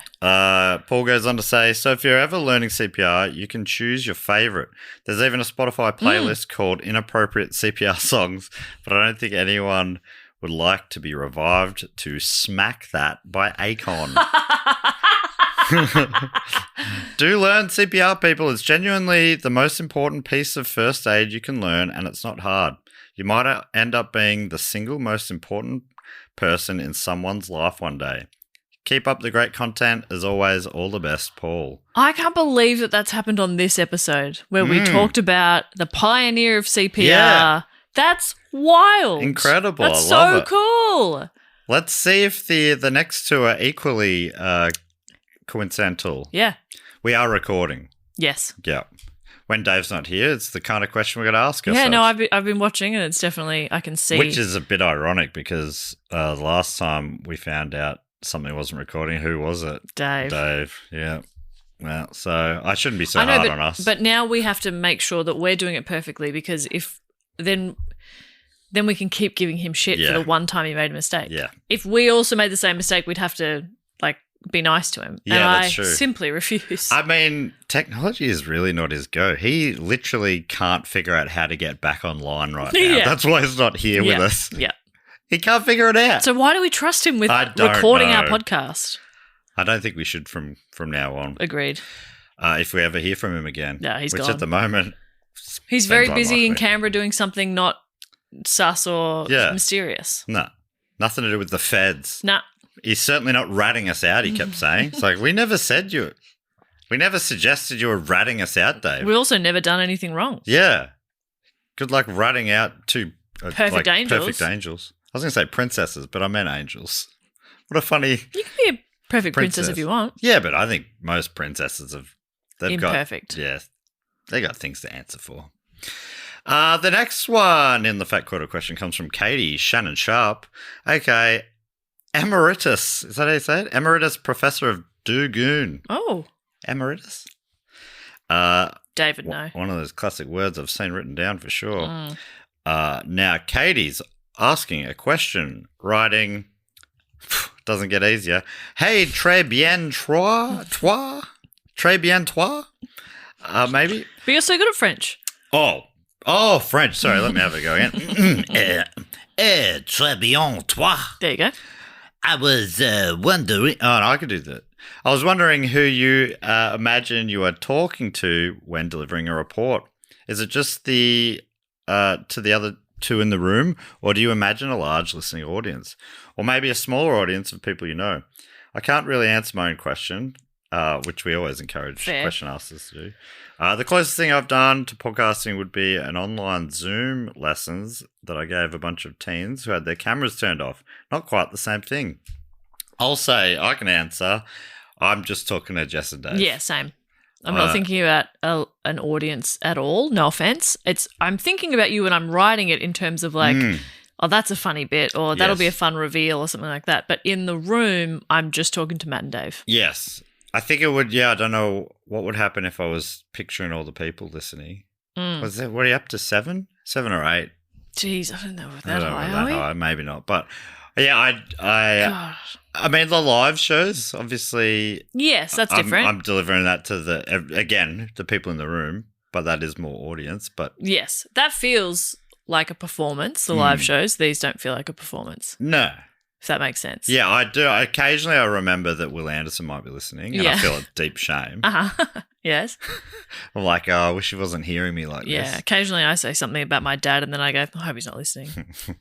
But yeah, I don't know if that would be a surprising answer. I would be curious to hear what Dave had to say, but I'm guessing probably be the same as us. All I'm usually thinking about, other than live shows, like that's I'm thinking about the audience, the rest of my days, I'm thinking about Matt and Dave. Like I'm making toast, I'm thinking about Matt and Dave. I'm going to bed, I'm thinking about Matt and Dave. Yes. And that's why our group chat is always going off because it's often us, our thoughts, just thinking of you. Yeah. And then I heart react to that. Going for a walk, thinking of you. Yeah. That sort of Going stuff. for a walk. Are you guys going for a walk? It's almost like we're going for a walk together. Should we go for a walk together? Should we go for a walk together? Doesn't matter. I'll talk to you later. Yeah. Sorry, I finished my walk. I'm sorry if you wanted to come. I'll go on another one if you want to go on a walk. Yeah. Stuff like that. Thank you so much for that question, Katie. The last one this week comes from Paul Meller, aka Commandant of Terrible Jokes. And Paul's listed his category as shit joke. Well, we'll see. We'll see. Paul writes, hello, guys. So a few years ago on a team building event with work, we had a game of each telling the group a shit joke. There was alcohol involved, but still no excuse for mine. Here is the one I told. Question. What is white with a tartan scarf and stands in the corner of the kitchen? Answer. Rupert the fridge. He said, like I said, it is shit. I think I heard it when I was but a boy. Do you guys have any shit jokes? Oh, and thank you for all the laughs in 2025. Often I find myself giggling out loud, and it is when you guys are on a riff about something silly on the pod. Your energy has been amazing recently. All the best for 2026 and Carna Saints, Paul. I think it's because we finally started to get to know each other and, dare I say, like each other. Jeez, that was a lucky right? realization. Because some people you meet them and you like them immediately, and others takes a good 9-10 years. But here we are, very much in like, and really hitting a good stride. Yes. Now, what do you think of the joke? I think I agree. I don't get it. Yeah, so I think it is So Rupert shit. the bear was a cartoon character who wore a tartan scarf. Okay, well, now that's Was some white context with a I didn't tartan have. scarf. Okay, That is Rupert well, the fridge. It's not as shit as I had originally thought, but it's still a shit joke. Yeah. Yeah, absolutely.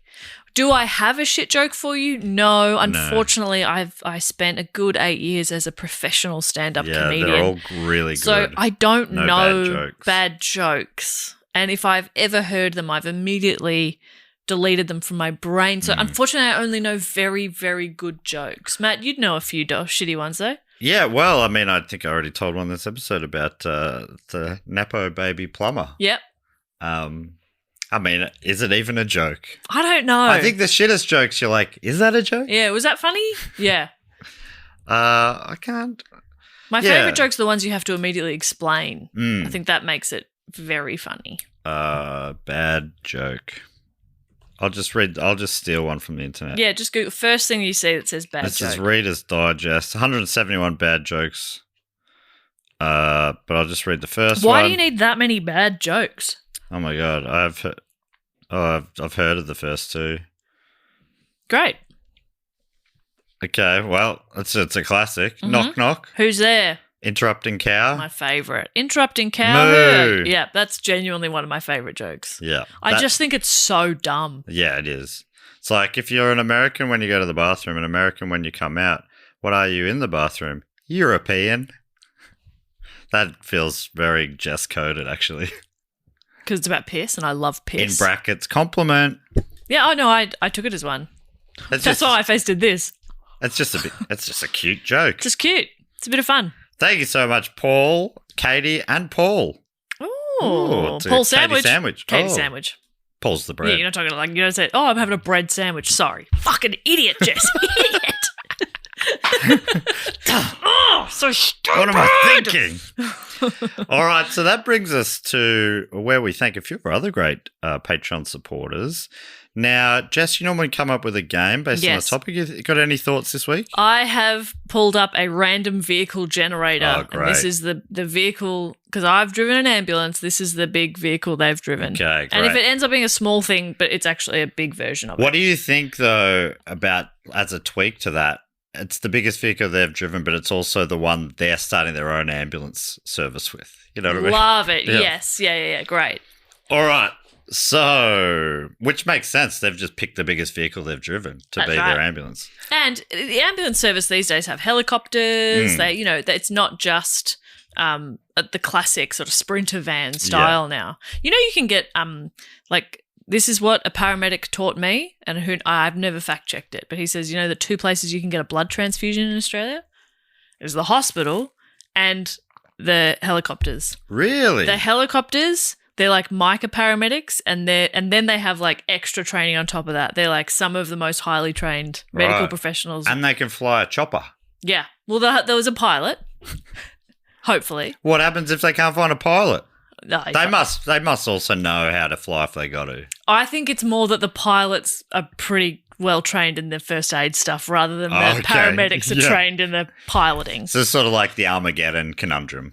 Yes. Do you you train the train- drillers how to be Yes. astronauts, or the astronauts how to be drillers? Yeah, and obviously Similar. drilling is the harder task there. Yeah, So like Ben Affleck said in the director's cut, the DVD extras, he made a good point. it's just like that.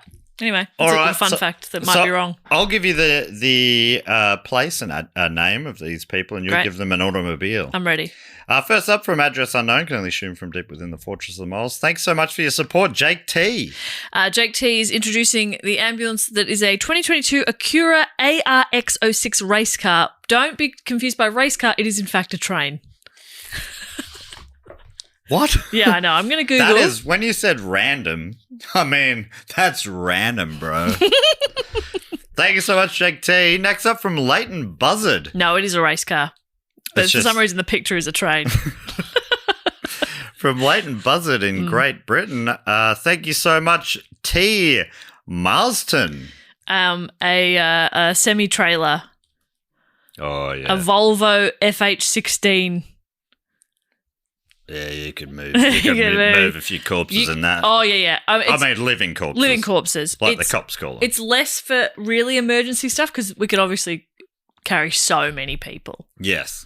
So it's just sort of like, just wait. We'll get to the hospital eventually, but it will be about 8 hours from now. From, again, address unknown, can only assume from deep within the Fortress of the Moles. Please welcome and thank you, Sarah Elizabeth Harney. A 2010 Holden Cruise. Oh, Just a great sedan. yeah. It's pretty compact for a sedan. Yeah. You know, But it'll get there faster. Yeah, Weave that- through traffic. I don't know how. They got a good reputation, the cruise.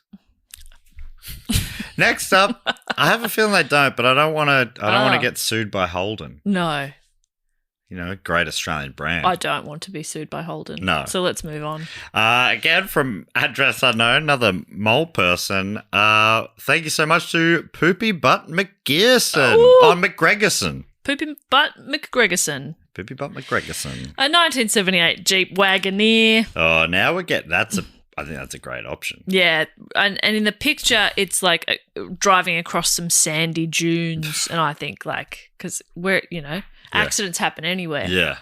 That's great stuff. That's really handy to have poopy butt. Again, address unknown. What's the go with people who signed up whatever day this was and not wanting to give away their address? This is early in 2026. These people signed up. Well, another mole person, but are they a mole or are they a different kind of hole-dwelling animal? It's James Fox. Oh, that was great. Thank you so much. Considering you're not feeling your best, that was quite sharp. Thanks. Thanks a lot. And James is going back to the old school because he is bringing in a 1904 Oldsmobile runabout. One of these little oh my God. fancy doodads. Not a lot of space for a patient, nor to be working on said patient. But you could just sort of lie him Instead across of the back. of the siren, though, he'll have the hawooga, Yeah, exactly, hawooga, yes. like honking horn. I wrote a wooga in a message to Dave yesterday, and he said, I heard that in your voice. And I thought, thank you so much. Can you put it in your voice now so people... Awooga! You do that. Sounds very well. Thank you so much, James Fox. From Cumberland Foreside in ME, Maine, maybe? No, doesn't matter. In the Maryland? United States. Thank you so much, Maureen Fitzgerald. Maureen's like, I want to help people who are sick and also bushfires. They got a Lockheed C-130 Hercules. Oh my God. That's got to be the pick so far. It's not quite as maneuverable like a Holden Cruise. Sure, but- which I've just been told by our lawyers is a fantastic automobile. Available at your local Holden dealer. ME does seem to be Maine. Maine, okay. Sorry I doubted you. Sorry you doubted you and I didn't back you up. Well, it feels like it shouldn't be. I Agreed. guess they've taken the first Agreed. and last letters of it, but that's it. confusing. Yeah. The problem is they've picked so many state names to begin with M. Mm-hmm. I think there might be 8 of them. Too many. Too many. Come on, guys. You got 50 states, 8 of them, so with M. Yeah. It's a real problem. Use some other letters. Have you used Q? They Let's haven't. go there's to no Q before we use another M. Yeah. Do you know what I mean? They haven't even used B. Oh, come on, guys. There's not a single B state. How from many memory. letters are there in the alphabet? 26. Right. So you got a nice even spread. You could have 2 per letter. Yeah. You could have QA and QB. 2 states. Cuba. Cuba. You could have Cuba. Don't give them ideas. They're annexing things left, right, and centre at the moment. Don't worry about it. Or talking about it. Anyway, I should say, Maureen, thanks so much. Thank you, Maureen. And thank you for your help during the bushfires. Beautiful spot up in Maine. Mm. I believe I've never been. Never been, It but looks like it from photos. looks beautiful. Yeah. From Houston, Texas. Thank you so much to Becky May. This one might actually be kind of helpful. A Chrysler PT Cruiser. Oh, yeah. You know? Yeah. Almost looks like a hearse. It's a classic looking car. It's sort of got the Oldsmobile vibe of an old car, but it's been updated. That's right. To have like a roof and stuff. Take the back seats out. There you go. You got yourself plenty of space for paramedics to luxuriate. Cruising for corpses. That's Living right. corpses. Living corpses. Yeah. Thank you so much, Becky. From Brentwood in New York, in the United States. Thank you so much, Mike Riley. Mike's gone for a front-heavy vehicle instead of a back-heavy one. Oh, penny farthing. Gone for a Buick Skylark. Buick Skylark, second guess. Yeah. Can I have a look at how that's front heavy? Yep. Oh. Big nose on it. Oh, man, that's a fucking sexy car. Holy shit. Yeah. Could I have that once you're done with it, Mike? Oh, I don't know. No, because the way you're talking about it makes me feel like you're going to do something You weird think to I'm it. going to fuck that car? I think you're going to try and fuck that car. Yeah. Okay. Oh, yeah, no, I just wanted to make sure that we were all on the same page. Yeah, okay, I No, guess. It's up to Mike, but I wouldn't. I'd treat that car just right. you can fuck a car respectfully. No, I know. That's like if it wants me to. Great. You're both having a good time. And I don't think a car can really give consent like So you that. better not then. I think so. Yeah. Let's assume it's a no then. Yeah. If it's not an enthusiastic yes, then it's a no. Exactly. Yeah. And that's an important lesson. Yeah. I think that's a really well made point. Mhm. I think we should send this clip out to universities where that message really needs to get through. And I would say even if you've changed your car's horn to have a novelty sound saying, yes, sir, please, or go, go, go, or anything like that, that doesn't The other count. one's like, do me, daddy. A do me, daddy. Yeah. A do me, daddy. Did you see how, it wouldn't have been as funny if I'd said it? I think it would have been No, because really there'd be some funny. pervs on the internet who would have liked that. Oh, yeah. There's no definitely one's some liking this. pervs. I realised afterwards I was insulting you, not on purpose. No.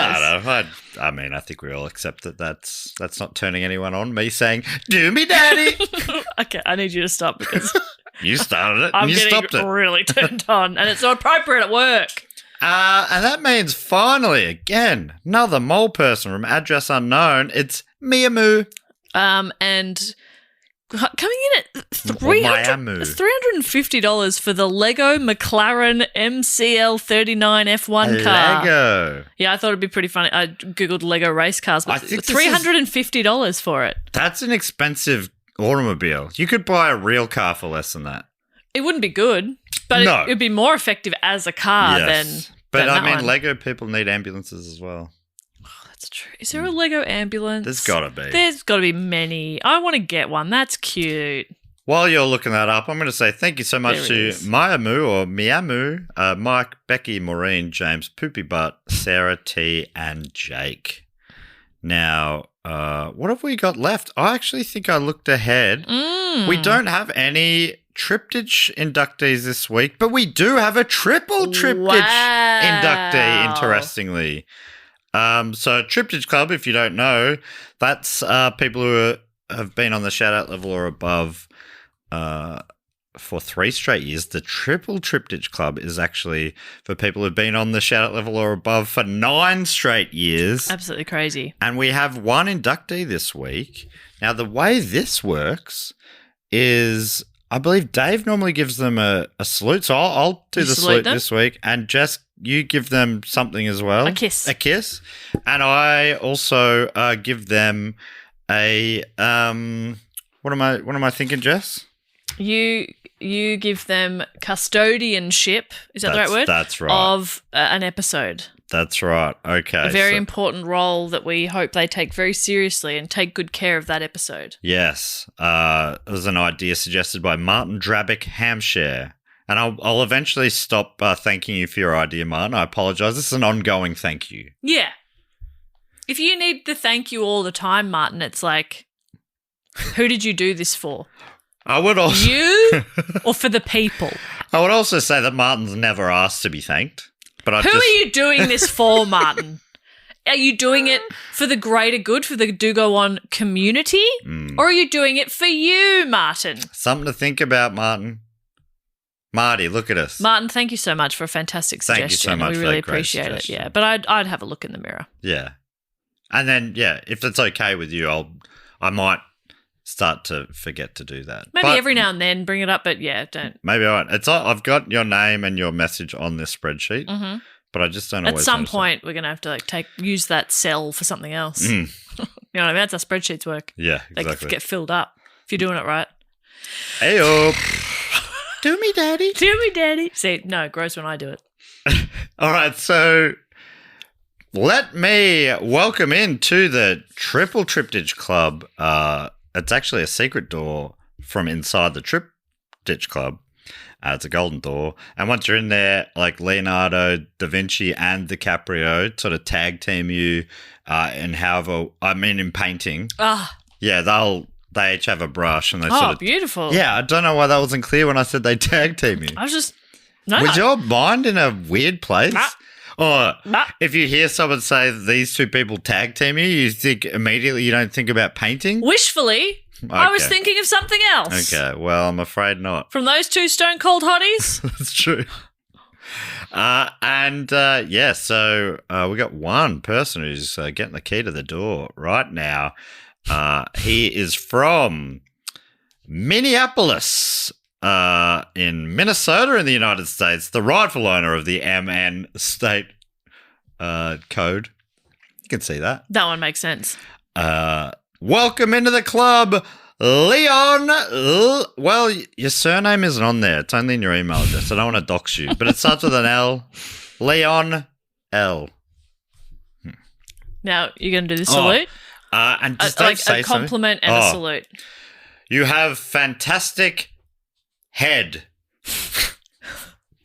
Salute. I was going to say hair. I'm like, I don't want to. I'll say hair. You have fantastic head. Do you see how how quickly I was able to? Yeah, pivot. You have fantastic hair. Salute. You have fantastic hair. I don't think the camera caught the kiss. It did. It did, you sure? And you have now got the custodianship An of important episode role. 14, Triple J's Hottest 100. Whoa. Which is now 10 years out of date. And 7 years after, almost to the day that came out, I hosted the Hottest 100. That's so cool. Isn't that crazy? So cool. I'll never get over it. And you can't make me. Try, though. Do me, daddy. All right, so are they just only for the Patreons who can watch? I'm pushing the horn. Yeah. Do me, daddy. I'm perfecting the voice. Can you do it a bit more like a Swedish chef? Do me, daddy. Is that more like a Swedish chef? Because it'd have to for it to be like a horn. Yeah. Do me, daddy. Do me, daddy. Do me, daddy. I don't like it as much. I liked it before when it was... Do me, daddy. Ooh, I want to stop now. Yeah, I think that's a good idea. Welcome into the club, Leo. Make yourself at home. Say hello to the two Leos, and they'll, Enjoy. They'll look after you. Oh, yeah, they will.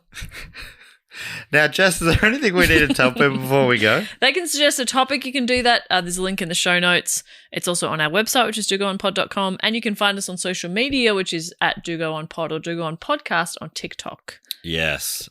Please follow us. Follow us, like and And- subscribe Sign up to our mailing list. so that we can come to a city near you. Yeah, which we would really love to do. And hopefully we'll have some exciting news soon. Dave has been working away in the background, talking to a few venues in cities we've never been before. I know. Very exciting. I'm so pumped. So stay tuned for that. But if you want to be involved, sign up to that mailing list. Dave really does use the data. I was going to be too gross to say the data, but no, you did. And you know that, I think of them as people, not numbers. I think of this as a business, not a community. Well, I'm almost the opposite of that. I like to crunch the numbers. Yeah, you do love to crunch and them. I ignore the people. I say, get out of my way, you pleb. Give me your money and fuck off, I say. Yeah. I'm a capitalist pig. You are. You're a capo pig. Always a pleasure, Jess Perkins. Great report today. Such an inspiring story. Let's see that on the big screen. Oh, my God. It does feel cinematic, doesn't it? And,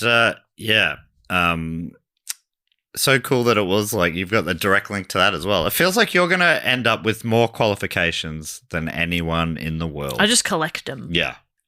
I collect them. I've got an interest in, like, I reckon I'll end up somewhere vaguely medical at some point. Anyway. Jizz hospital. Probably to the Jizz hospital, and you'll be like, I don't know, the last nurse couldn't get it out of me, and I'll say, well, that's why they send me in, bud. Yeah, I'm the last resort. I'll get that jizz out of you. No worries. And you just you put punching, like boxing gloves on? Yeah. And I punch you in the dick so hard. You punch it out. I'll punch one out for you, mate. All right, anyway, I think that's the end of the episode. We need Dave. Yeah. You boot this baby home. Thanks. What does he say? Thanks so much for joining us, everyone. We'll see you next week here at Do Go with another great report. Until then, I'll say goodbye. Later. Bye. I think we did just fine without him. Don't forget to sign up to our tour mailing list so we know where in the world you are and we can come and tell you when we're coming there. Wherever we go, we always hear 6 months later, oh, you should come to Manchester. We were just in Manchester. We were just there, but this way you'll never miss out. And don't forget to sign up, go to our Instagram, click our link tree. Very, very easy. It means we know to come to you, and you'll also know that we're coming to you. Yeah, we'll come to you, you come to us. Very good. And we give you a spam-free guarantee.